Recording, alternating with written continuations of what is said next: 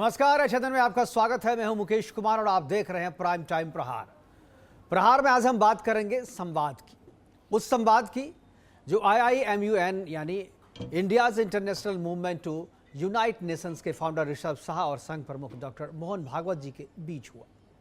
जेन जी और जेन अल्फा की तरफ से ऋषभ शाह ने संघ प्रमुख से उन सारे मुद्दों पर सीधे सवाल किए जिन मुद्दों को जेन जी और जेन अल्फा जरूरी समझती है, जिन मुद्दों पर वह बात करना चाहती है, उस पर सरकार और समाज के नजरिए को समझना चाहती है, लेकिन मौजूदा राजनीतिक सेटअप में उन सवालों को महत्वपूर्ण नहीं समझा जाता। उनके हिसाब से उन पर कोई सवाल जवाब नहीं करना चाहता, जिम्मेदारी नहीं लेना चाहता। ऐसे ही जेन जी और जेन अल्फा के हिसाब से जो संवेदनशील मुद्दे थे, उन पर सीधे सवाल पूछे गए और जवाब स्पष्ट, बिना किसी लाग लपेट के मोहन भागवत जी ने दिए, बिना किसी इफन बट के, जो सीधे जेन जी के दिल तक पहुंचे। यदि आपने यह पूरा संवाद नहीं सुना है कल, तो उसे अब एक बार जरूर सुनिए। वैसे आज के हमारे इस प्रोग्राम में मैंने लगभग उन सारे मुद्दों को, सवाल जवाब को शामिल करने की कोशिश की है जो मेरे हिसाब से आपके लिए जरूरी था। जंतर मंतर आंदोलन से शुरू हुआ संवाद LGBT, same sex marriage, RSS में महिलाओं की भूमिका, पर्यावरण, लीडरशिप और आरक्षण जैसे संवेदनशील मुद्दों पर पहुंचता गया।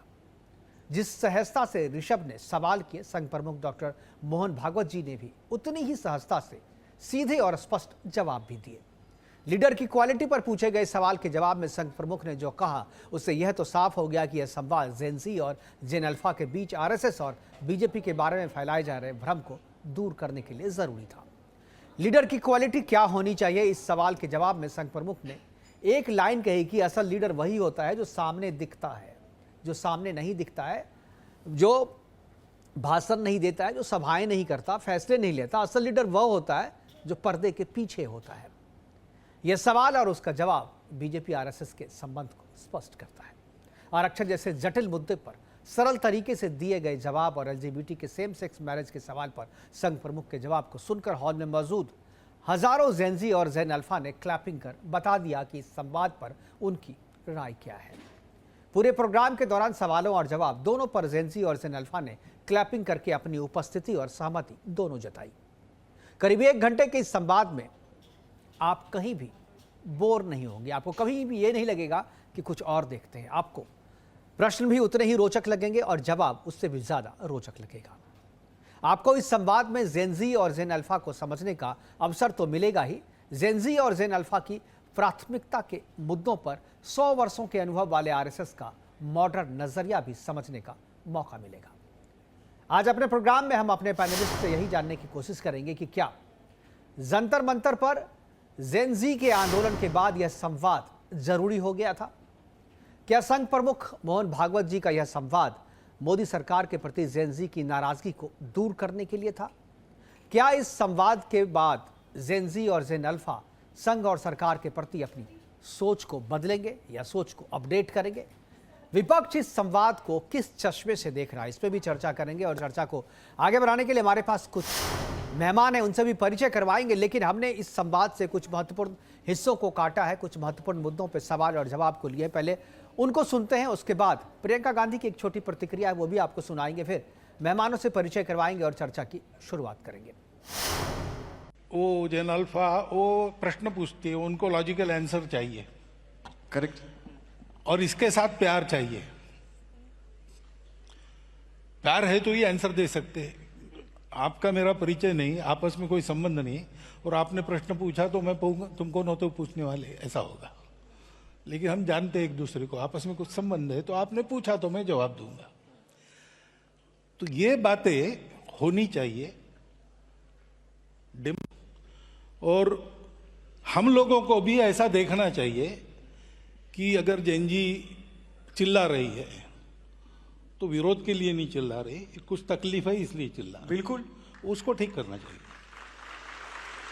एजिटेशन जो होना है वो आपके खिलाफ या मेरे खिलाफ न होकर वो सिस्टम करेक्शन के लिए होना चाहिए। करेक्ट, तब सब ठीक रहता है, वो होना चाहिए। और जेन जी वगैरह ऐसी है, ऐसा मैं तो बिल्कुल नहीं मानता। आप क्या मानते हैं? विदाउट इट कॉन्टेक्स्ट भी जब पूछा गया तब मैंने बताया, और आज भी मैंने आपके सामने बोला है कि मुझे लगता है कि ये जो नई पीढ़ी है जेन जी जेन अल्फा, ये अभी जो हमारी एग्जिस्टिंग पीढ़ी है उससे ज़्यादा ऑनेस्ट है अरे वाह, बढ़िया है। और देशभक्ति और सेवा का ऑनेस्ट अपील उसमें चलता है। थैंक यू सर, ये आपने बताया इसलिए सबसे ऑनेस्ट जनरेशन जेन अल्फा है। लोग बोलते हैं कि बच्चे भगवान का स्वरूप है, तो आजकल के बच्चे जेन अल्फा है, जेन जी है। पर सर, तो कई बार ऐसे विषय आता है कि जैसे अभी प्रोटेस्ट में, आंदोलन में हुआ था कि ये बच्चे जो भगवान का स्वरूप है, उन पे कई बार जो इनोसेंट है उन पे कई बार लाठीचार्ज होता है, पेलेट गन फायरिंग हुआ था। तो ये सारे विषय के और एक बात, हाँ, आपका क्या मानना है, ये होना चाहिए? ये जो बातें हैं ना जी, ये क्यों हुआ, क्या हुआ, इसके कारणों में जाना पड़ेगा, जिसके लिए जो जानकारी चाहिए मेरे पास नहीं है। आपके पास भी पूरी नहीं होगी ऐसा मुझे लगता है जी। लेकिन इसको देख के कहाँ गड़बड़ है ये तय करना पड़ेगा। मैं अभी ये नहीं कह सकता कि क्या हुआ, क्यों हुआ, क्योंकि सही गलत मुझे भी मालूम नहीं। आप भी पढ़कर बता रहे हैं, मैं भी पढ़कर बता रहा हूँ। तो कई बार ऐसे विषय आता है कि जैसे अभी प्रोटेस्ट में, आंदोलन में हुआ था कि ये बच्चे जो भगवान का स्वरूप है, उन पे कई बार जो इनोसेंट है उन पे कई बार लाठीचार्ज होता है, पेलेट गन फायरिंग हुआ था। तो ये सारे विषय के और एक बात, हाँ, आपका क्या मानना है, ये होना चाहिए? ये जो बातें हैं ना जी, ये क्यों हुआ, क्या हुआ, इसके कारणों में जाना पड़ेगा, जिसके लिए जो जानकारी चाहिए मेरे पास नहीं है। आपके पास भी पूरी नहीं होगी ऐसा मुझे लगता है जी। लेकिन इसको देख के कहाँ गड़बड़ है ये तय करना पड़ेगा। मैं अभी ये नहीं कह सकता कि क्या हुआ, क्यों हुआ, क्योंकि सही गलत मुझे भी मालूम नहीं। आप भी पढ़कर बता रहे हैं, मैं भी पढ़कर बता रहा हूँ। आज सुबह मैं आ रहा था तो कुछ मॉड्यूल्स वगैरह इसमें घुस गए, उनका कुछ भंडाफोड़ वगैरह इसी न्यूज़ में पढ़ रहा था। वो कितनी सही है नहीं है मुझे मालूम नहीं, लेकिन मुझे अगर आंख मूंदकर विश्वास रखने के लिए कहा तो मैं जैन जी पर विश्वास रखूंगा। Therefore, sir, I think Bharat can be both Vishwamitra and Vishwaguru in that sense. And we can hopefully unite the world because we are not looking to conquer any other country, but we are looking to unite. तो sir, स्पष्ट पूछ लेता हूँ एक बार, आज की तारीख में सिविल सोसाइटी को पाकिस्तान और चीन के जो स्टूडेंट्स है या फिर नॉर्मल सिविल सोसाइटी है, उनके साथ संबंध रखना चाहिए, उनको बुलाना चाहिए, बातचीत करनी चाहिए, हाँ या ना? Not during times of conflict, I tell you. Now conflict is a military war or even terrorism. That is a sort of conflict. This terrorism is not only a terrorism by radical groups. It has a whole philosophy behind it. And there is a policy behind it. 1,000 cuts. So it is a hidden war. So we have to treat it accordingly. My question then to you in this is कि same sex marriage जो है अब तक वो legalise नहीं किया गया है, एंड संघ की विचारधारा इस पे और जेन जी और जेन अल्फा में ये काफी बात होती है। उसके लिए मैं आपको पूछना चाहता हूँ that why is the RSS stating that same sex marriage should be disallowed? तो same, did I ever say same manner? Sorry, sir. Did I ever say same manner? No, sir. No. No. LGBT or whatever, they are all part of the society Thank you. which we belong to. And in our society, there is a tradition of accommodating. There were systems.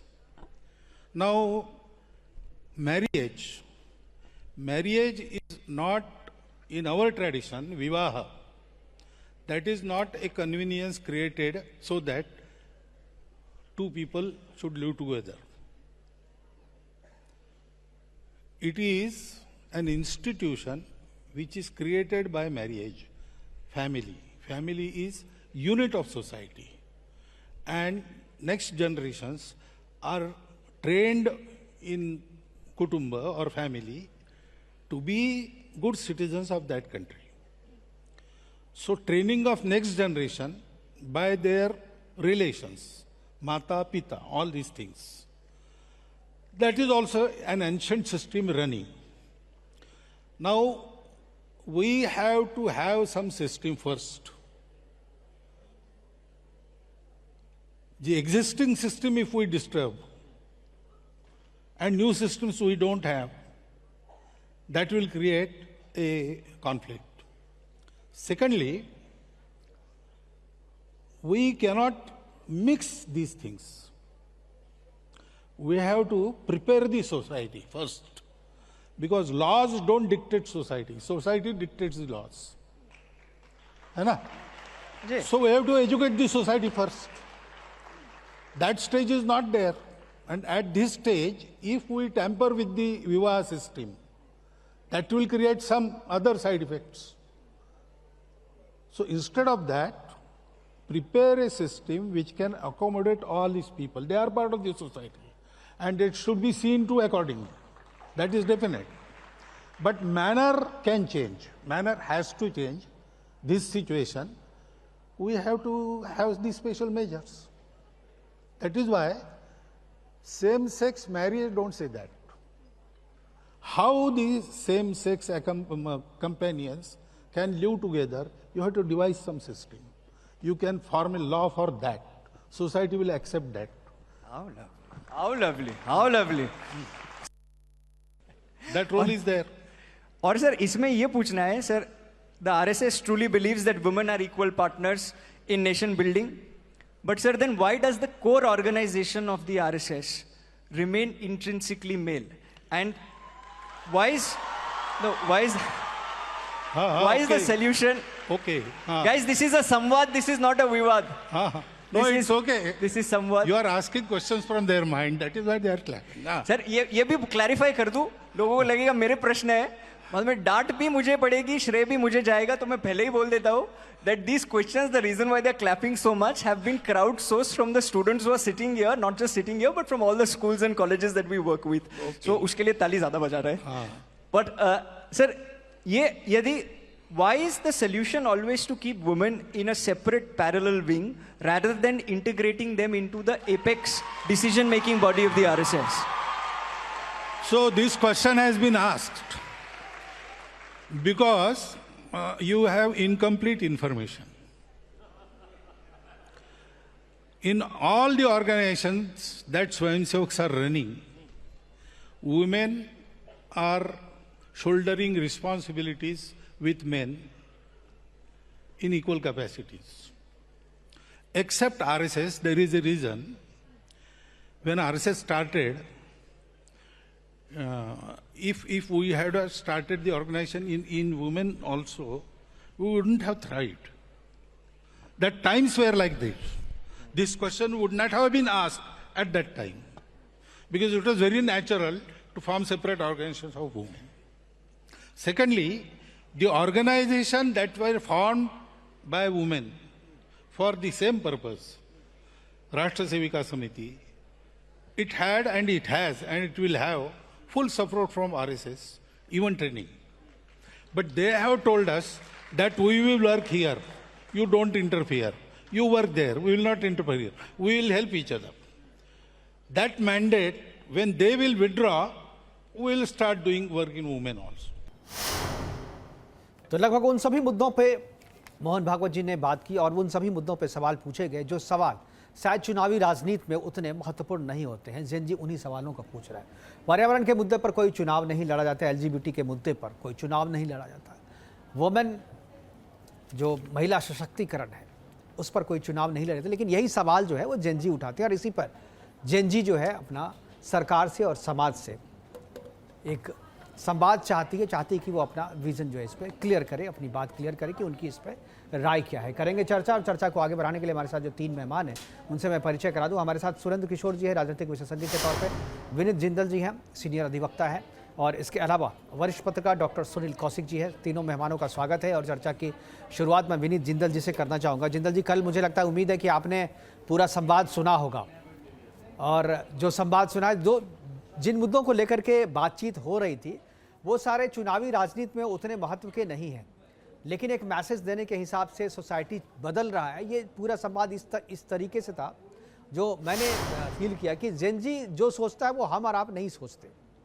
या Gen Z जिस चीज़ पे clarity चाहती है, जिस मुद्दे पे चाहती है कि समाज सोचे, सरकार सोचे, उस पर शायद हम लोग उतना सोचते तो हैं ज़्यादा, लेकिन उतना तवज्जो नहीं देते। और जो पॉलिटिकल पार्टियां हैं खास तौर पे, वो उस पर बिल्कुल नहीं देती, क्योंकि जेनजी चाहता है कि इन मुद्दे पे, पर्यावरण के मुद्दे पे, क्लाइमेट चेंज के मुद्दे पे चुनाव हो, उसके आधार पर सरकार चुनी जाए। लेकिन सरकार शायद इसे कम महत्व का मानती है और इसे चुनाव जिताऊ फार्मूला में नहीं सेट मानती है, इसलिए नहीं करती।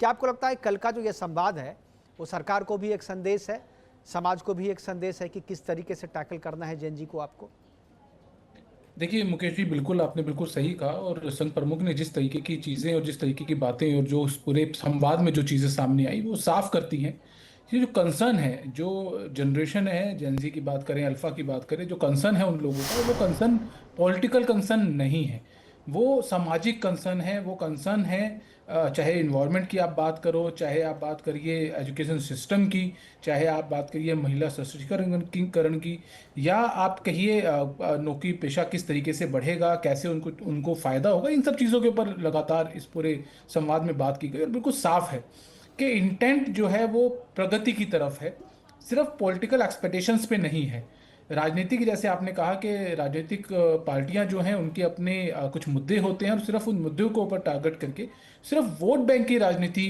की एक तरफ कोशिश की जाती है। और कहीं ना कहीं आरएसएस की तरफ से जो पहल की गई, संघ प्रमुख ने स्वयं सामने आके इस चीज़ को आगे बढ़ाया, तो एक बहुत बड़ा मैसेज जो है वो नई जनरेशन जो है हमारी उनके सामने है। कहीं ना कहीं इस बात को बिल्कुल साफ कर दिया गया, क्योंकि देखिए हम सब लोग जानते हैं कि संघ हमेशा से जो धरातल की बात होती है उसको लेकर आगे बढ़ता है। और संघ प्रमुख इस बात को मुझे लगता है कि समझ रहे हैं कि अगर भारतीय जनता पार्टी को भी राजनीति करनी है तो उनको जो कंसर्न, जो जेनजी और अल्फा के जो कंसर्न है उनको समझना पड़ेगा और उसके साथ ही आगे बढ़ना होगा। सिर्फ कुछ पॉलिटिकल पॉइंट्स को लेकर आप आगे नहीं बढ़ सकते।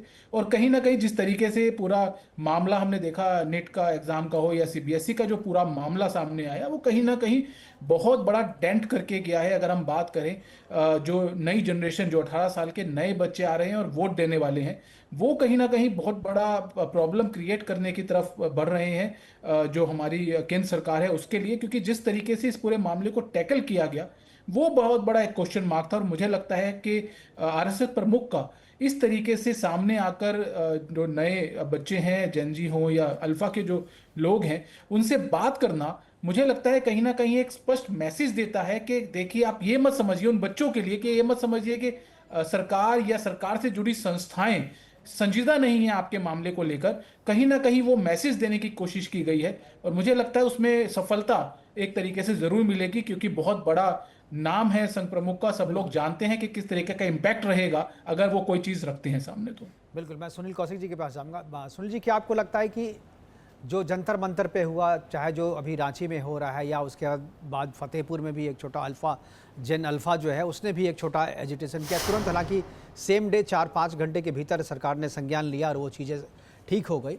एक इमेज जो है जेनजी के बीच में सरकार की नेगेटिव जा रही थी। क्या आपको लगता है कि संघ प्रमुख ने बीच में आकर के संवाद स्थापित करके सरकार को बचाने की कोशिश की, या एक रक्षक के रूप में बीच में आए, एक शील्ड बन करके, और जो चीज़ें हैं सरकार को क्या करना है और जेनजी को क्या करना है, ये बीच में इस संवाद से ये सारी चीज़ें एक क्लियर लाइन जो है उन्होंने सरकार को और उनके जो वोटर हैं या उनके जो कार्यकर्ता हैं बीजेपी के, उनको भी देने की कोशिश की गई इस संवाद के जरिए? देखो मुकेश जी, मुझे कोई नई चीज नहीं दिखती है। जब हम लोग फील्ड रिपोर्टिंग करते थे तब छोटे छोटे प्रकरण पर भी लोग नाराज हुआ करते थे। एक्सीडेंट हो गया या बड़ा कोई कांड हो गया तो 100, 200, 500 लोग इकट्ठे हो गए, रोड जाम कर दिया, गाड़ी फूंक दी, और फिर वो कहा करते थे, आपको याद होगा, कि हम डीएम एसपी से नीचे बात नहीं करेंगे, डीएम तो आना चाहिए, एसपी आना चाहिए, इंस्पेक्टर से हम बात नहीं करेंगे, सीओ से हम बात नहीं करेंगे। वो पहले भी था और वो मैं अब भी देख रहा हूं। जो चीजें संवाद में कौन व्यक्ति आपको इंश्योर कर रहा है, मतलब कौन आपको प्राथमिकता के आधार पर सुनकर के आश्वासन दे रहा है, ये बहुत महत्वपूर्ण है कि जो आपसे संवाद करने वाला है उसकी हैसियत क्या है, क्या वो उस समाधान को कर सकता है छोटे प्रकरण में हम कहते डिस्ट्रिक्ट मजिस्ट्रेट ने जो कह दिया बात मान लेते थे लोग और अपने आप उठ के चले जाते थे। और डीएम ने जो कमिटमेंट किया कि नहीं 5 दिन की मुझे मोहलत दीजिए और मैं इस समस्या का समाधान करूंगा और सरकार तक पहुंचाऊंगा, निश्चित तौर से मैं पैरवी करूंगा आपकी तरफ से, और वो लोग मान लेते थे। वही है, सरकार को समझना होगा। पहले सोशल मीडिया नहीं थी, लोगों के हाथों में मोबाइल नहीं थे, जो कुछ हम लोगों के कैमरामैन थे, फोटोग्राफ्स खींचा और अखबार में छाप दिया, वही एक संवाद होता था और वही लोगों तक सूचनाएं पहुंचती थी। और सूचनाएं पहुंचने के बाद कभी कभी जब बड़ा प्रकरण होता था तो डीएमएसपी भी रिक्वेस्ट करते थे मीडिया कर्मियों से कि नहीं प्लीज इसको थोड़ा सा अपने ढंग से देखिएगा, आक्रामकता लोगों में नहीं आए, विवाद की स्थिति न पैदा हो। और वो हम लोग मान के भी चलते थे। ये स्थिति जो मैं देख रहा हूं, जो मोहन भागवत जी ने कहा, पहले भी हम लोग करते थे। पापा कहते थे कि जब तुम पिता बनोगे तब आपको समझ में आएगा कि समस्या का समाधान कैसे, पैसे कैसे आते हैं, समस्या का समाधान कैसे होता है। अभी नहीं समझोगे, अभी तो जो मांग रहे हो वो आपको मिल जाना चाहिए, और जो आप मांग पिता के सामने रख रहे हो वो हमें पूरी करनी पड़ेगी, नहीं करोगे तो। ये सब चीजें हम लोगों ने भी सुनी है, वही मैं आजकल देख रहा हूं। और आप जब देखेंगे सुनील जी, आप जो कह रहे हैं, जो पहले भी लोग मांग करते थे डीएमएसपी से, वो स्थानीय घटना को लेकर के एक छोटा सा ग्रुप होता था, लेकिन ये तो पूरा एक जनरेशन है। ये 40 करोड़ इनकी आबादी है, 40 करोड़ इनकी आबादी है, और ये केवल 40 करोड़ ही नहीं है, बाकी जो 150 करोड़ है, 100 करोड़ 110 करोड़ जो बचे हुए उनको प्रभावित कर रहे हैं। तो इसलिए समाज, सरकार को और पॉलिटिकल पार्टी को इन्हें सुनना और इनको गंभीरता से लेना उनकी मजबूरी हो गई है, क्योंकि इनका मैसेज जा रहा है। और जब भी कोई जनरेशन इस तरीके की बात करती है तो मुझे लगता है कि उसको इस छोटे तरीके से, मुझे नहीं लगता है कि आप जिस चश्मे से अभी आप देख रहे हैं, मुझे लगता है थोड़ा सा, हालांकि आपका पॉइंट ऑफ व्यू, मैं एक बार सुरेंद्र स्वामी जी के पास जाऊंगा। सुरेंद्र स्वामी जी, आपने इस पूरे संवाद को अगर सुना है या इसके बारे में, तो आप इस तरीके को, इसको किस तरीके से लगता है? क्या मोहन भागवत सही में बीजेपी की इमेज को बचाने के लिए, या जेन जी के बीच में इमेज जो खराब हो रही है, या एक नेगेटिव इमेज जा रही थी? हालांकि प्रधानमंत्री मोदी ने भी जो है काफ़ी हद तक इसको ठीक करने की, करेक्ट करने की कोशिश की है, लेकिन मुझे लगता है कि मोहन भागवत जी का इस तरीके से आना और जिस तरीके से संवाद में सवाल हो रहे थे, हालांकि बहुत सारे सवाल पे असहज भी दिखे, जैसे पैलेट गन पे जब बात की गई, उनको लाठीचार्ज से बात की गई, तो वो बीच का रास्ता लेकर के बचे, वो सरकार पे थोप करके निकल गए। लेकिन बहुत सारे मुद्दे पे क्लैरिटी भी दी उन्होंने। आरक्षण के मुद्दे पे पिछली बार जब बिहार का चुनाव था 2020 का, तो उस समय मोहन भागवत जी ने जो बयान दिया था, उसका एक गलत मैसेज निकाल करके पूरा चुनाव खराब कर दिया गया था। लेकिन इस बार उन्होंने इस संवेदनशील मुद्दे पे भी बहुत क्लियरिटी के साथ सब चीज कहा। स्वामी जी। नहीं मुकेश जी, मेरा ये मानना है कि ये जो नीट को लेके जो आंदोलन हुआ था, उस आंदोलन में वो सरकार सही ढंग से हैंडल नहीं कर पाई, और उसमें से बहुत सारे इश्यूज उठे। और ये इशू भी उठा कि आरएसएस की जो एक बहुत बड़ी स्टूडेंट विंग है, एबीवीपी, वो वहां से गायब क्यों थी, नदारद क्यों थी? उनके अपने जो वीएचपी, जो बजरंग दल, वो भी तो जैनजी में है, उसमें बहुत लोग, वो उसमें शामिल नहीं थे।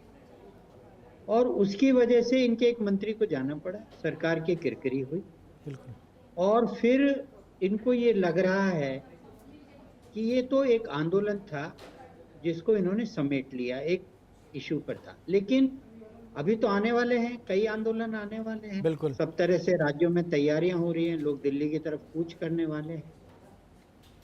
तो जो स्टूडेंट्स के मुद्दे हैं, उन मुद्दों के लिए सरकार के पास न तो कोई संवाद की स्थिति है और न ही कोई समाधान की स्थिति है। वो कैश 22 में फंसे हुए हैं। मेरा ये मानना है कि इसीलिए मोहन भागवत जी ने इस मुद्दे को उठा करके वहां पे इन पे जैन जी के नाम से चर्चाएं की। और बहुत आसान है भाई, उपदेश देना, प्रचार करना, प्रचारक की भूमिका, उपदेशक की भूमिका तो बहुत सरल है। पर प्रश्न ये है कि पहली बात, जो आप बोल रहे हैं उसमें क्या क्लैरिटी है? आप क्या कहना चाह रहे हैं फाइनली? जिन स्पेसिफिक विषय पे, मुद्दों पे आप आए, तो उन पे क्या आपके मन में क्लैरिटी थी? क्या आपको ऐसा लग रहा था कि आप थोड़ा गोल बोल से बोल रहे हैं, खुल के नहीं बोल पा रहे हैं? तो ये जो आपका एक इंटरनल, जिसको मुझे कहना चाहिए एक आइडियोलॉजिकल, जो एक विचारधारा का जो अंतर्द्वंद चल रहा है आरएसएस में पिछले 10 साल से, क्योंकि आरएसएस की स्थापना तो हेगड़ेवार ने की थी।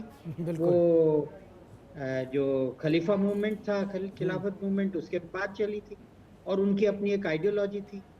अब उस आइडियोलॉजी में जो भटकाव आया है, उस भटकाव के चलते जब भी डॉक्टर मोहन भागवत बोलते हैं तो उसमें हमेशा एक द्वंद आपको नजर आता है कि एक्चुअली वो क्या कहना चाहते हैं और क्या करना चाहते हैं। तो उसी के चलते जो भी कोई विषय उन्होंने कहा तो उसमें एकदम किसी भी विषय पर वो कोई स्पष्ट रूप से नहीं कह चुके कि नहीं मेरी ये राय है, इसमें ये होना चाहिए। एक बात। दूसरी बात, जैसे डॉक्टर सुनील जी ने कहा कि भाई आपने जो इतना सरमन दिया, ये तो सभी जानते हैं, सच बोलना चाहिए, ईमानदार होना चाहिए, सब अच्छे हैं, कोई खराब नहीं है, हम तो विश्व बंधुत्व की भावना लेके चलते हैं, वो सब देखिए कहने, वो सरमनाइज है। उसके लिए हमारे रिलीजियस लीडर्स हैं, बिल्कुल, उसके लिए हमारे रिलीजियस लीडर है, उनका काम ही है कि समाज में उन मूल्य दंडों को, उन मर्यादाओं को बार बार रिपीट करना।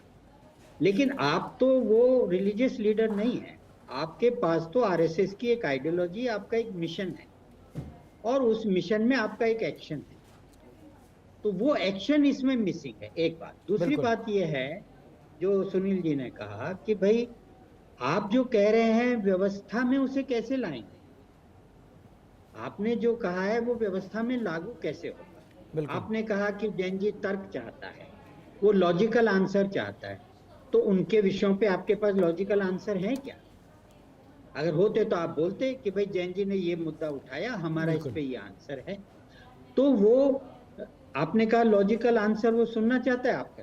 तो मुझे लगा कि वो एक पैम्परिंग कर रहे हैं, क्योंकि अभी जो जैन अल्फा है वो 2029 का वोटर हो जाएगा, अभी 12 से 14 साल वाले लोग हैं वो, और जो बाकी जिसको हम लोग जैन जी कहते हैं वो 15 साल से, उसको हम 30 साल का मानते हैं, 29-30 साल का। बिल्कुल। चर्चा कर रहे हैं संवाद के पर, जिसपे ऋषभ शाह और जो मोहन भागवत जी हैं उनके बीच में जो संवाद हुआ था उस पर हम चर्चा कर रहे हैं। हमारे साथ मेहमान तीनों बने हुए हैं, और वापस चलते हैं अपने पैनलिस्ट के पास और एक बार जिंदल जी के पास मैं जाना चाहूँगा। जिंदल जी, दो अगर आपने संवाद सुना, एक चीज़ और भी जो LGBT को लेकर के सरकार की राय क्या है, पार्टी की राय क्या है, पार्टी की लाइन क्या है, इसको लेकर के बार बार जो है लोग कोर्ट में जो फैसला होता था उसी का उदाहरण दे करके बात चला लेते थे, काम चला लेते थे। लेकिन आरएसएस और बीजेपी एग्जैक्टली इस पर क्या सोचती है, सेम सेक्स मैरिज पे इनका क्या सोचना है, इस पर भी सवाल पूछे गए। बड़े ही बेबाकी से सवाल थे, उतने ही बेबाकी से जवाब भी दिया गया, और ख़ासतौर पे जो जवाब उन्होंने कहा कि कंपेनियनशिप होनी चाहिए, मैरिज की बात नहीं होनी चाहिए, और अभी समाज उसके लिए तैयार नहीं है। समाज जब तैयार हो जाएगा तो ये सब बातें भी आगे हो सकती है, और कानून भी अभी हमारा उसके लिए बना नहीं है। ये सब सारी बातें कही, लेकिन आरक्षण पे जो बात उन्होंने कही, क्या आपको लगता है कि इस बार थोड़े से मोहन भागवत जी जो है मतलब संभल करके बोल रहे थे आरक्षण पे, क्योंकि 2020 में आरक्षण पे दिया गया इनका बयान जो है पूरे बिहार में जो है पूरे इलेक्शन को पलट दिया था? जी देखिए मुकेश भाई, दो बातें आपने बोली। पहला जो सेम सेक्स मैरिज की बात है, उसकी आपने बात की, तो यहाँ पे मैं एक उदाहरण देना चाहूँगा। मैं नाम नहीं लूँगा, लेकिन दिल्ली हाई कोर्ट के एक सीनियर लॉयर हैं जिनकी जजशिप जो थी वो इसीलिए सिर्फ रोक दी गई क्योंकि वो गे हैं, और उनका तो ये एक मामला, एक ऐसा मामला और ऐसा उदाहरण है कि जैसे आपके जो को पैनलिस्ट हैं उन्होंने भी कहा कि देखिए बोलने में और करने में बहुत डिफरेंस हो सकता है, और आप अगर ऐसी चीज़ें समाज में आ रही हैं और आज से नहीं है, मतलब ये तो चीज़ अब काफ़ी लंबे समय से है, तो इसको टेक केयर करने की ज़रूरत है और एज सुन एज पॉसिबल करने की ज़रूरत है। लेकिन इंटेंट और सोच की अगर हम बात करें तो देखिए अगर आप जाते हैं कि भाई हमारा कल्चर क्या है, किस तरीके की चीज़ें हैं, अगर उस पर, क्योंकि कानून मुझे लगता है कि हर कंट्री में, एक लॉयर हूँ तो ये मानता हूँ कि कानून अगर बनता है तो वो हर कंट्री के हिसाब से बनना चाहिए, वहाँ पे रहने वाले लोगों के हिसाब से बनना चाहिए। कहीं कुछ है दूसरे राज्य में या दूसरे स्टेट में या दूसरी कंट्री में कुछ अलग हो सकता है, और ये डिपेंड करता है वहाँ की डेमोग्राफी के ऊपर, वहाँ के कल्चर के ऊपर, और कानून मुझे लगता है उसी हिसाब से होना चाहिए। तो मैं थोड़ा सा जिस तरीके से संघ प्रमुख ने जिस तरीके से बोला, मैं थोड़ा उनसे अलग हूं इस मामले में। और मुझे लगता है कि जो सोच है इस पूरे मामले को लेकर, उसके ऊपर पहले एक डिबेट की जरूरत है, एक प्रकाश डालने की जरूरत है कि क्या किस तरीके का इम्पैक्ट, अगर इसको लॉ बना दिया जाता है या इसको लीगलाइज कर दिया जाता है, तो उसका इम्पैक्ट समाज के ऊपर किस तरीके का रहेगा। मुझे लगता है ये सबसे पहले एक बहुत ज़रूरी चीज़ है। दूसरी बात, आरक्षण की अगर हम बात करें तो देखिए, आरक्षण की बात के ऊपर आज का ये व्यू पॉइंट नहीं है संघ प्रमुख का। पिछले कुछ समय से मैं देख रहा हूँ जो कि आरएसएस, जो कि 2000, आप मैं कहूँ कि जो 90 के दशक में जो, या उससे पहले का जो समय था, आरएसएस का जो व्यू पॉइंट था आरक्षण को लेके, वो 2000 के बाद ही बदला है और धीरे धीरे बदलना शुरू हुआ। और आपने बिल्कुल सही कहा कि उसका जो नुकसान खुले रूप में जब बोला गया उस चीज़ को, तो उसका जो नुकसान चुनाव में हुआ वो कहीं ना कहीं ऐसा इम्पैक्ट कर गया कि अब आरएसएस कहीं ना कहीं सॉफ्ट एक पॉइंट पे आ गई है और आरक्षण को लेकर कोई बहुत ज़्यादा खुले रूप में कुछ बोलती नहीं है और कहती है कि देखिए, रहना चाहिए जब तक समाज समान रूप से एक स्तर पर नहीं आ जाता। सामाजिक जो विविधताएं हैं या सामाजिक परेशानियां जो अलग अलग कास्ट बेसिस सिस्टम पे रही, उनको जब तक ख़त्म नहीं कर लिया जाता तब तक वो मुझे लगता है कि आरक्षण की ज़रूरत है। इस तरीके की बातें कही गई। लेकिन मेरा मानना इसमें भी थोड़ा अलग है कि अगर आज इतने लंबे समय के बाद भी हम ये कहते हैं कि हम कास्ट सिस्टम के आधार पर आरक्षण दे रहे हैं, तो वो कहीं ना कहीं बताता है कि किस तरीके का हालांकि मोहन भागवत जी ने कहा कि जो बाबा साहब अम्बेडकर थे, बाबा साहब अम्बेडकर ने इसके बारे में जो लिखा है आपको वो पढ़ना चाहिए। लोग चूंकि नहीं पढ़ते हैं, नहीं जानते, इसलिए जो है लोग इस तरह की बात कर रहे हैं। और जो एक बार जिस जहां आरक्षण हो गया उसको खुद से आरक्षण छोड़ने की बात भी उन्होंने कही, यानी बीच का रास्ता अपनाया। आप कही कि बहुत सारी चीज़ों से आप सहमत नहीं हैं। मोहन भागवत जी ने, मुझे लगता है कि सुनील कौशिक जी और स्वामी जी सहमत होंगे इस बात से कि उन्होंने सही क्या है गलत क्या है, इससे ज़्यादा उन्होंने ये बताया कि आरएसएस क्या सोचती है इस विषय पे और आरएसएस क्या नहीं सोचती। मुझे लगता है कि इसको क्लियर करने की कोशिश मोहन भागवत जी ने की है। और एक जो चीज़ लीडरशिप पे जो बात कही, मैं कौशिक जी के पास जाना चाहूँगा। कौशिक जी, अक्सर हम लोग जब रिपोर्टिंग करते थे तो उस समय भी वो कहते थे लोग कि बीजेपी तो भाई आरएसएस से बाहर नहीं जा सकती और आरएसएस जो है वो बीजेपी को चलाती है। और इस बार इस दौरान जो है ये भी लोग कहते हैं कि जो भाई ये बीजेपी जो है आरएसएस से अलग सोचती है या आरएसएस से ऊपर उठ गई है, उसके नियंत्रण से बाहर चली गई है। तो आज जब लीडरशिप पे जब इनसे सवाल पूछा गया तो उन्होंने साफ तौर पे ये कहा कि लीडर वो नहीं होता है जो सामने दिखता है, जो भाषण देता है। लीडर वो होता है जो पर्दे के पीछे से काम करता है, यानी जो संघ है वही लीडर है। इसका उन्होंने जवाब भी दिया ऋषभ ने कि इसका मतलब अपने बारे में कह रहे हैं कि संघ चला रही है। तो काफ़ी मतलब अच्छे, क्या आपको लगता है कि सही में ये चीज़ें क्लियर करके संघ ने भी एक संदेश देने की कोशिश की है जो भाई सरकार किसी की भी हो, चला हम ही रहे हैं? बहुत सिंपल भाषा में समझाने का प्रयास करूंगा मुकेश जी। जब हम लोग पिता से डांट खाते थे और जो चीजें हम कहते थे वो पिता नहीं मानते थे, सॉल्यूशन किसके पास होता था? दादा दादी के पास होता था ना। वहां एक व्यवस्था होती थी और वो जैसे मैनेज करते थे वैसे माना जाता था। वही हम स्वरूप देख रहे हैं कि जैन जी को समझाने में आप सफल नहीं हुए। रात को नरेंद्र मोदी ने रात के अंधेरे में वीडियो जारी किया और उसके बाद मोहन भागवत जी ने यह स्वीकार किया कई शहरों में जाकर के हम जैन जी से चर्चा करेंगे। ये वही स्वरूप देख रहा हूं मैं बिल्कुल। निश्चित तौर से तब के युवा और अब के युवा में बहुत बड़ा अंतर मैं नहीं समझ रहा। तब भी सवाल होते थे, लेकिन वो सवाल के जवाब जहां से हमको मिलते थे हम उसको स्वीकार करते थे क्योंकि हमारे पास कोई रास्ता नहीं होता था। अब हर बच्चे के हाथ में मोबाइल है। आज हम भी जवाब अपने घर में देते हैं बच्चों को, तो बच्चों से सहमति पाना बहुत मुश्किल होता है मुकेश जी। आज भी वो हमारी बात तभी मानते हैं जब वो 4 जगह से सेटिस्फाइड हो जाएंगे कि हाँ पापा जी। मतलब आप अगर लॉजिकल हैं तभी वो आपको स्वीकार करेंगे, अगर आप लॉजिकल नहीं है तो स्वीकार नहीं करेंगे।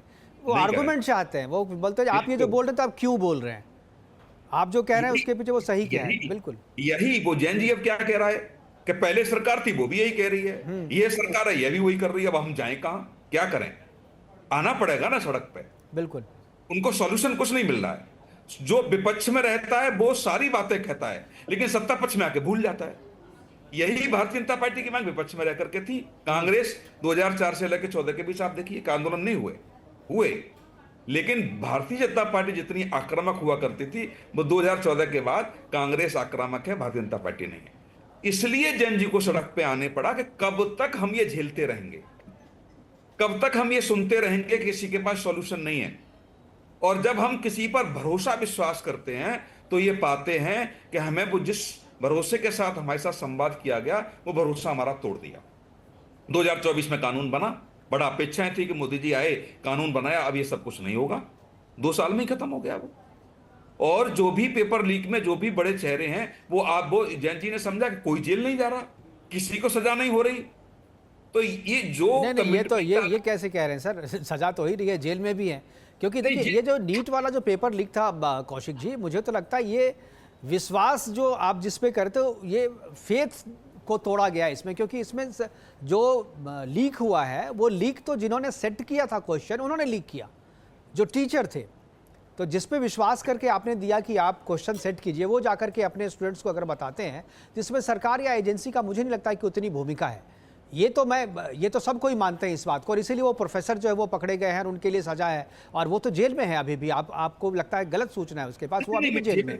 मैं उसकी बात नहीं कर रहा हूं, जेल में रहना। आप देखिए ना, बिहार का एक व्यक्ति, सीबीआई ने क्लीन चिट उसको दे दी, और हमने तमाम वो नहीं थे तो नहीं थे। मैं उनकी जांच में सर इस पे नहीं जाएंगे। मैं अभी डिरेल नहीं होना चाहता हूँ कौशिक जी। मैं स्वामी जी के पास जाना था। स्वामी जी, कम से कम ये जो संवाद हुआ है, और एक चीज़ जैसे संघ जो सामने आया, ऐसा लग रहा है कि बीजेपी को बचाने के लिए, यार बीजेपी के प्रति जो एक नेगेटिविटी जा रही थी जैन जी की तरफ से, उसको बचाने के लिए सामने आया। लेकिन साथ में जो एक चीज़ है कि नाराज़ तो है बीजेपी से जैन जी, लेकिन ये इस नाराज़गी का फ़ायदा विपक्ष को नहीं मिल रहा।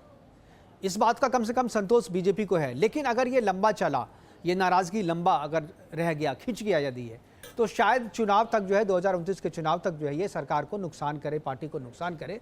शायद इसी वजह से आए। क्या आपको लगता है कि जैन जी जो है वो इस संवाद के बाद से पॉजिटिवली क्या बीजेपी के बारे में सोचने लगी, या उसकी नाराज़गी पूरी तरह से दूर, या फिर से सोचना शुरू कर देगी कि नहीं, हम लोग जो सोच रहे थे उतनी बुरी नहीं है बीजेपी?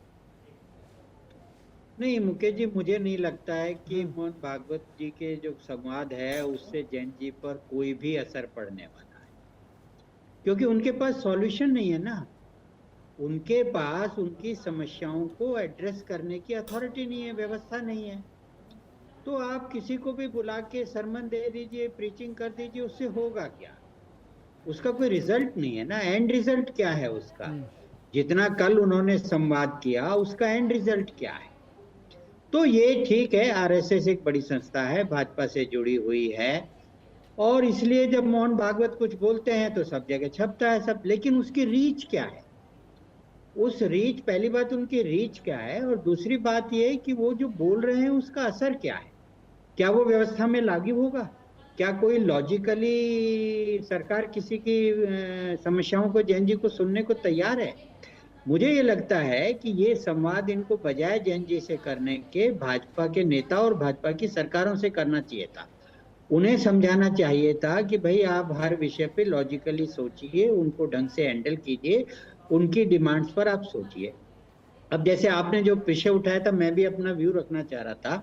एलजीबीटी का ही आप ले लीजिए, वो गोलमोल करते रहे कि नहीं वो विवाहिक व्यवस्था है, ये है, लेकिन बदल रहा है, लेकिन उसमें अगर अगर कंपेनियनशिप में तो लॉ की जरूरत ही नहीं है। आप किसी के साथ कोई रहे, किसको परेशानी है?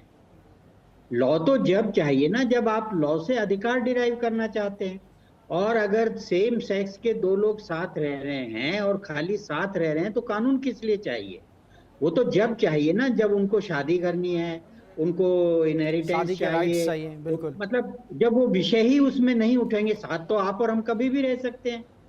तो वो मैंने ये बताया ना कि वो थोड़ा अच्छा, आप आ जाइए आरक्षण को लेकर के। अब उन्होंने कहा नहीं जी, ये इसमें जो तलवार ढंग से नहीं पकड़ी है, बाबा साहब को पढ़ लीजिए, उन्होंने ये कहा है, और जब तक ये डिस्क्रिमिनेशन कास्ट बेस्ड रहेगा। अरे पूरे वर्ल्ड में डिस्क्रिमिनेशन है, आप बताइए कौन? पूरे घर में डिस्क्रिमिनेशन है, पूरे एक ही समाज में डिस्क्रिमिनेशन है, एक ही जाति में सब बराबर हो सकते हैं क्या? सबके पास बराबर अधिकार हैं क्या? सबका बराबर प्रोग्रेस हो सकता है? Discrimination is part of nature. प्रकृति में भी आप बीज बोते हैं तो किसी खेत में अच्छा फल होता है, किसी में कम होता है। कोई पेड़ तगड़ा हो जाता है, कोई पेड़ हल्का रह जाता है। तो क्या आप पेड़ काट काट के बराबर करेंगे उसको? नहीं सर, लेकिन खाद तो देते हैं ना जब बराबर हो। हर एक खेत में नहीं, खाद नहीं, तो आरक्षण वो खाद का काम कर रहा है। कि जो आप डिस्क्रिमिनेशन बता रहे हैं वो हाँ। तो नेचर में एग्जिस्ट करता है, उसको आप एड्रेस नहीं कर सकते, पूरी दुनिया में कहीं नहीं कर सकते, फिर तो सारी दुनिया में सभी अमीर तब होते। तो बाबा साहब ने जो आरक्षण दिया था वही आपके हिसाब से गलत है, वो देना ही नहीं उन्होंने चाहिए कहा था। नहीं वो तलवार है, वो तलवार को ठीक से वो पकड़ा हुआ नहीं है, क्योंकि वो जो आप बात कह रहे हैं ना कि वो पहले जो उनका था, तो अच्छा आप कह रहे हैं आपको राजनीति नहीं करनी चाहिए। अरे सारी पार्टियां तो सर से डूबी हुई है राजनीति में आरक्षण को लेके, फिर आप कह रहे हैं इसमें आरक्षण, तो किसको कह रहे हैं आप कि मतलब राजनीति नहीं करनी चाहिए, आरक्षण में राजनीति नहीं होनी चाहिए? तो ये इसलिए मैंने आपसे कहा कि पहली बात तो ये उनकी रीच नहीं, दूसरी बात जो वो बोल रहे हैं वो खाली सरमन है। आप किसी को भी बुलाइए, भाषण दीजिए, आप जाते हैं, महात्मा जी आए हैं सुना रहे हैं, आप सुन के आ जाइए, क्योंकि उनके पास उसको इम्प्लीमेंट करने का, लोगों को सॉल्यूशन देने का उनके पास अधिकार ही नहीं है, उनके पास व्यवस्था ही नहीं है, तो उनके बोलने की वैल्यू क्या है? वो तो स्वामी जी आएंगे, तो आप मेरा आप भाषण स्वामी सुना जी ये दीजिए कह रहे हैं कि जो सबको। संघ प्रमुख जो अगर बोलते हैं सरकार को लेकर, तो सरकार उसको एक कान से सुन के दूसरे कान से निकाल देती है। नहीं नहीं, मैं ये नहीं कर रहा हूँ कान से, आप बोल रहे हैं उसमें क्लैरिटी नहीं है ना। मैंने आपसे कहा कि आपकी जो आइडियोलॉजी थी हेगड़ेवार की, आप उस आइडियोलॉजी से मतलब मेरा अपना ये मानना है कि आरएसएस मोहन भागवत जी के काल में सबसे ज्यादा भटकाव हुआ है इनकी हेगड़ेवार से। अगर आज आप तक का भटकाव देखें, किसी विषय को ले लीजिए, देखिए कभी वो कहेंगे मुसलमान के बिना भारत देश ही नहीं है, कभी कहेंगे मुसलमान भी हिंदू है, कभी वो कहेंगे इस देश में जो है वो हिंदू है। आप समझ रहे हैं इसका मैसेज क्या जा रहा है? लेकिन लोगों जैन जी को को इन समझ सब से में आ फर्क रहा नहीं है पड़ता क्या? सर। जैन जी ने देखिए एक सवाल, मैं अभी अगला यही सवाल पूछ रहा था कि जैन जी ने कोई जी। सवाल रिलीजन पे नहीं किया, हिंदू मुसलमान पे कोई सवाल उनका ना पूछा ना उसका जवाब दिया, पूछा ही नहीं था, नहीं, जवाब वो तो कहाँ से वही देंगे? लोग- तो उनको उनका कंसर्न ये नहीं है, उनका कंसर्न जो था उस कंसर्न से पूछे, उस पर अपनी क्लैरिटी की। नहीं उसे नहीं, आप कैसे कहते हैं उसका कंसर्न नहीं है? बिल्कुल उसका कंसर्न, फिर आप जैन जी को समझते ही नहीं है। नहीं, जैन जी आप वहां जो सोचते हैं कि सवाल, वहां 15 जो से जी मुकेश जी एक मिनट, मुकेश जी 15 से और 30 साल का जो आदमी है वो जैन जी है ना, वो स्टूडेंट है या नहीं है? आप समझते हैं उसको कोई फर्क नहीं पड़ रहा? अगर फर्क नहीं पड़ रहा होता तो क्या भाजपा इतने बम्पर वोट से जीतती है जो स्टेटों के अभी तक चुनाव हुए हैं? आप इसको नहीं समझ पा रहे, प्रश्न नहीं पूछा, 15 से मैं 18 उसमें वर्ष नहीं का जा जो रहा। युवा होता है वो तो उसमें से 18 वर्ष वाले ही वोट देते हैं ना सर। 15 से हाँ 17 तक तो वो वोट ही तो नहीं दे रहे इसमें हैं। जैन जी तो 15 से 30 हो गई ना, तो 15 से 18 छोड़ दो, 18 से 30 तो सब वोटर ही हैं। दूसरी बात मैं आपसे ये कह रहा था कि इसीलिए क्या होता है कि जब आप किसी को कुछ डिलीवर करने की पोजीशन में नहीं है, देखिए हम एक डेमोक्रेटिक कंट्री में हैं, हमारी डिमांड्स हैं, अगर आप हमारी डिमांड्स को कोई भी ऑर्गेनाइजेशन मीट आउट करने की पोजीशन में नहीं है, तो उनके उस संवाद का जमीन पर उसका मतलब क्या है? अब राहुल गांधी ने पूरी देश जोड़ो यात्रा निकाली, भारत जोड़ो यात्रा निकाली, ये कर दूंगा वो तो कुछ करने को है ही नहीं उनके हाथ में, तो उससे क्या फल मिला? कुछ लोग हुए कि हाँ बहुत अच्छा है भाई, ऐसा नहीं होता है। इसीलिए मैं आपसे कह रहा हूं कि जो भी चीजें हैं, चाहे वो उनका लीडरशिप पे भाषण हो, चाहे उनका एलजीबीटी पे हो, चाहे उनका रिजर्वेशन को लेकर के हो। अब इन्होंने कुछ दिन पहले कहा कि आपने 5000 2000 साल से शोषण किया है तो आरक्षण रहेगा। अरे भाई किसने किसका शोषण किया है? फिर तो यहाँ मुसलमान आए थे, उन्होंने सबको यहाँ पे कितना अत्याचार अनाचार किया। लेकिन एक जो चीज तो आप मुसलमानों के लिए कहिए, स्वामी they जी have to आप जो pay ये for कह रहे it। हैं कि भाई बच्चों से की जगह आरएसएस को सरकार के साथ संवाद करना हाँ, चाहिए, मतलब जहाँ पे ताकि लोगों को कुछ होता, हाँ भाई नहीं तो सरकार से लेकिन संवाद हुआ है, जो आपको बात उम्मीद उन्होंने है। एक बात लीडरशिप पे जो उन्होंने एक बात कही मोहन भागवत जी। जी ने कि पर्दे के पीछे जो होते हैं असली लीडर वो हैं, तो ये बात तो उन्होंने नहीं, कह दी कि पर्दे आप पे जो सब हमसे कह रहे हैं मतलब नहीं, सरकार से नहीं। आप कह रहे हैं, ये तो मैसेज उन्होंने क्लियर किया। नहीं, आप देखिए, मैंने फिर वही बात करी कि वो गोलमोल रहा ना, सब क्लैरिटी नहीं है उनको। नहीं तो अब कहना गोलमोल चाहिए ही रहेगा ना सर, अब सरकार चूंकि में अब लोग सरकार हैं, संवैधानिक तौर पे तो वो उनको सरकार भाषण है से नहीं, तो वो बचना इसी चाहिए तरीके से और ये बोलेंगे काम ना। करना चाहिए। संवैधानिक तरीके की सरकार तो वो है नहीं, संविधान ने जिसको बनाया मुख्य प्रधानमंत्री राष्ट्रपति वो तो वही रहेंगे ना। मैं इस पे तो चाहता हूँ कि इसीलिए मैंने एक कहा बार ना, फिर जिंदल इनकी जिंदल जो जी से बात मैं है, चाहूंगा अगर वो कि एक्शनेबल नहीं है तो फिर जी। उसका पर्पस क्या है? ठीक है। उसका परिणाम कुछ नहीं मिलेगा ना, उसका परिणाम कहीं भी नहीं है। नहीं, किसी परिणाम के लिए किसी समस्या पे ये तो चर्चा थी नहीं ना। ये तो चर्चा ये थी कि जेनजी किसी विषय पे क्या सोचती है और उस विषय पे बीजेपी या आरएसएस का क्या सोचना है, तो उसकी क्लैरिटी के लिए ये संवाद था। बहुत सारी चीज़, ये कोई समस्या लेकर के आए नहीं थी जी कि समस्या का समाधान था। और इनका कहना था कि ये बातचीत नहीं करते, क्योंकि शुरू में जो जेनजी का जो आरोप था कि सरकार बातचीत नहीं करती, सरकार रिस्पॉन्सिबिलिटी नहीं लेती, तो उसको मुझे लगता है कि वो जो एक आइस था, उस आइस को ब्रेक करने के लिए संवाद जो है ये ज़रूरी था और शायद इसीलिए ये हुआ था। जिंदल जी, क्या आपको लगता है कि विनीत जी कि जो बात स्वामी जी कह रहे हैं आप उनसे सहमत हैं कि इस संवाद का कोई मतलब नहीं है, उनको संवाद गलत आदमी से हो रहा है? नहीं मुकेश भाई, मुझे ऐसा नहीं लगता मुझे, क्योंकि उसके पीछे एक बहुत बड़ा कारण है। देखिए, चाहे कोई भी हो, सब लोग जानते हैं कि एक इम्पैक्ट है। आरएसएस की वजह से ही बीजेपी अगर आज सत्ता में है तो वो आरएसएस की वजह से ही है। ग्रासरूट लेवल पे जो काम आरएसएस करती है उसकी वजह से ही भारतीय जनता पार्टी आज जो केंद्र में बैठी है इतने लंबे समय तक, वो बैठी है। इस बात में कोई शक किसी को नहीं है।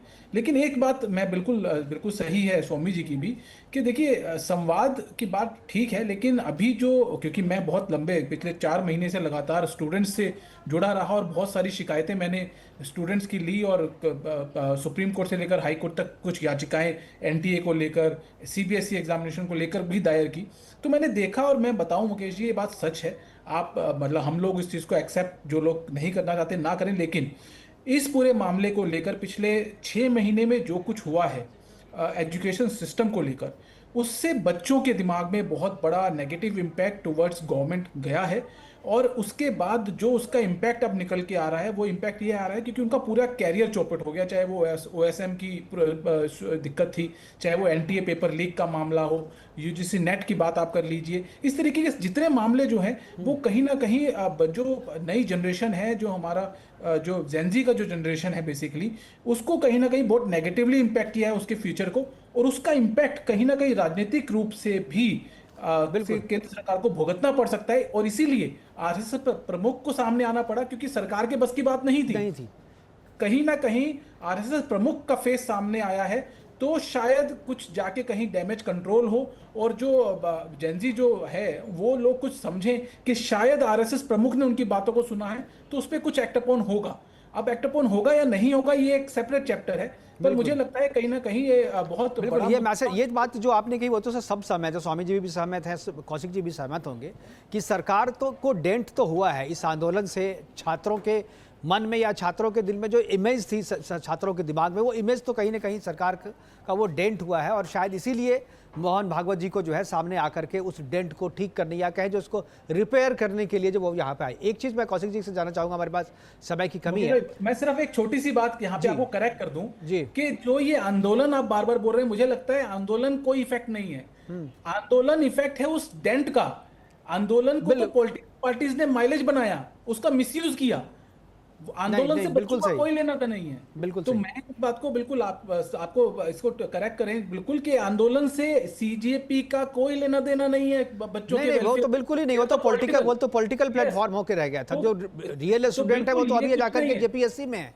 बिल्कुल तो ये बिल्कुल आंदोलन, इसका कोई इफेक्ट नहीं है। आंदोलन से कोई फर्क नहीं पड़ा, बच्चों के दिमाग में दिक्कत थी। उसका आंदोलन से क्यों इतना फर्क पड़ा कि लोग जो है जेनजी की तरफ जो है सोचने लगे। जेनजी जो है थोड़ी हाईलाइटेड जरूर हो गए इस दौरान, और उनकी बात को लोग सीरियसली और गंभीरता से लेने लगे। और शायद यही वजह कि सरकार ने देर से ही सही लेकिन संवाद स्थापित किया और संवाद स्थापित करें। एक चीज़ मैं छोटा कमेंट चाहूँगा मैं स्वामी जी से और जो कौशिक जी है कौशिक जी से। कौशिक जी, क्या जो बांकीपुर का जो उपचुनाव था, मैं बाकी 2 जगह के नहीं किया, मैं बांकीपुर के उपचुनाव के बारे में कहूँगा। कौशिक स्वामी जी से तो इस पर बात हो गई है, मैं आपसे जानना चाहूँ क्या बांकीपुर का चुनाव जो था वो इस बदले हुई सोच का नतीजा आप मानते हैं, या लगता है कि कुछ इम्पैक्ट उसका भी था?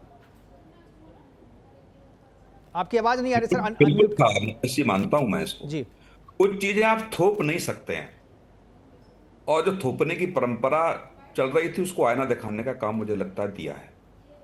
जैसे रविशंकर जी ने कहा कि हम बीजेपी से कुत्ता बिल्ली किसी को भी बिल्कुल देंगे, तो ऐसा नहीं है। लोकतंत्र में ये नहीं हो सकता कि जो आप थोप देंगे और आपके साथ लोग चल देंगे। और निश्चित तौर से इससे पहले तो होता रहा है ना कौशिक जी, शायद इसीलिए उन्होंने बोला।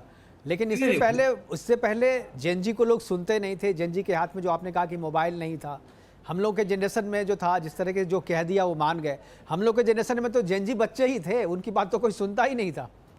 लेकिन आज के बच्चे जो है, जो जेनजी जो हैं, वो हम लोग के जनरेशन में हमारे बाप है। तो आप जब तक आप उनको लॉजिकली नहीं कन्विंस करेंगे, वो आपसे नहीं मानेंगे। और ये बात तो मुझे लगता है कि ये बिल्कुल सही है कि आप कुछ भी कहें तो कम से कम तार्किक हो, कुछ भी किसी पे थोप नहीं सकते। आज का ज़माना जो है वो वैसा नहीं है कि आपने कुछ डिक्टेट कर दिया और लोगों ने उसको फॉलो कर लिया। हमारे पास समय की कमी है, प्रोग्राम को वाइंड अप करने के लिए कहा जा रहा है। वहीं पर मैं हमारे साथ जुड़ने के लिए सुरेंद्र स्वामी जी आपका, डॉक्टर सुनील कौशिक जी आपका और अधिवक्ता विनीत जिंदल जी हमारे से। जिंदल जी आपका भी बहुत बहुत शुक्रिया, बहुत बहुत धन्यवाद। इस महत्वपूर्ण चर्चा में आप जुड़े और इस संवाद पे आज हम ये चर्चा कर रहे थे। और जिस तरीके से जो चीज़ें बीजेपी को डेंट कर रही थी या जिस तरीके से संवाद स्थापित नहीं हो पा रहा था, उस संवाद को बीजेपी ने भी, खासतौर पर प्रधानमंत्री ने भी स्थापित करने की कोशिश की, लेकिन वो मैसेज शायद जेनजी में नहीं जा पाया। और जो गैप था, शायद उस गैप को भरने के लिए जेनजी के दिल में जो जिन मुद्दों को लेकर के वो जाना चाहते हैं, उसके प्रति बीजेपी और आरएसएस का जो नज़रिया है, उस नज़रिए को साफ करने के लिए संवाद को सुनना काफ़ी ज़रूरी है। और मुझे लगता है कि जिन लोगों ने भी, जिन जेनजी ने इसे देखा होगा, जो पार्टिसिपेट कर रहे थे, कम से कम उनके दिल में, उनके मन में, उनके मन मस्तिष्क में, उनकी सोच में आरएसएस और बीजेपी के प्रति नज़रिया ज़रूर बदला होगा। फिलहाल अभी के लिए इतना ही, दीजिए इजाज़त, नमस्कार।